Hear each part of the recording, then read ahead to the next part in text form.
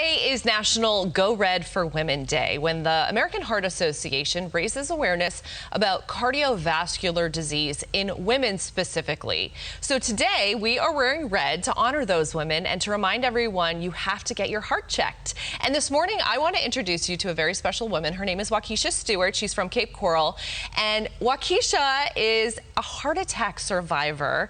And this is amazing, Wakisha. I think I'm so grateful that you're here sharing your story, because I think a lot of people, when they think about heart disease or heart attacks, there's this stereotypical picture we probably have in our head that you have to be overweight and not eat well and not be a healthy person. But that's not the case at all. You know that firsthand. Oh, yes, I definitely do. Like you said, I am a heart attack survivor. At the age of 31, I had a heart attack 2 weeks after I gave birth to my second child. At the time, it was assumed that I was having an anxiety attack. So I'd like to advocate for women to know themselves, advocate for themselves, because if I didn't do the same, I might not even be here today.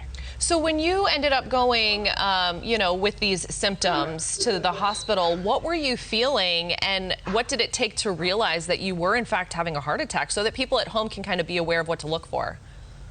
So men and women do tend to have different symptoms.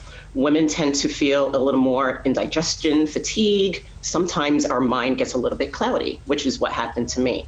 I also had the warning signs of the numbness in your arm, the chest pain, the heaviness. But essentially in the beginning, it just started off as me just not feeling quite right. I knew something was wrong, but at 31, I wasn't expecting it to be a tear in my artery causing me to have a heart attack. Wow, that's scary stuff for sure. So what would you say? I mean, you really do have to be your biggest advocate. Like you said, you have to kind of push, because even in the hospital, they weren't 100% sure right away, because you were a young, healthy 31-year-old who had just had a baby, that it was something heart-related. So you're a nurse. How do you advocate for yourself if you think, you know what, no, this is something more? Speak up. Make sure that you're getting your yearly checkups and your labs done.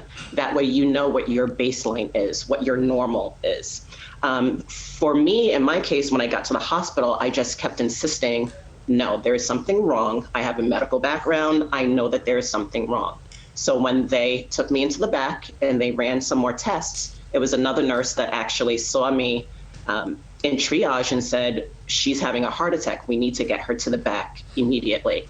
And I ended up having to be rushed to another hospital that had a cardiac intervention operating room. So that way they could save my life. And even the doctor who performed, who placed my stents in, he himself said that he had only seen one other case in his 30+ years of experience as a cardiologist. Wow, it's amazing. Well, we all know Yes. our bodies probably better than anyone else. So like Wakisha said, be your own advocate, speak up. And we're just so happy to see that you're doing well and that you're healthy. And thank you so much for sharing this very important story. And, keep in mind, it can happen to anyone.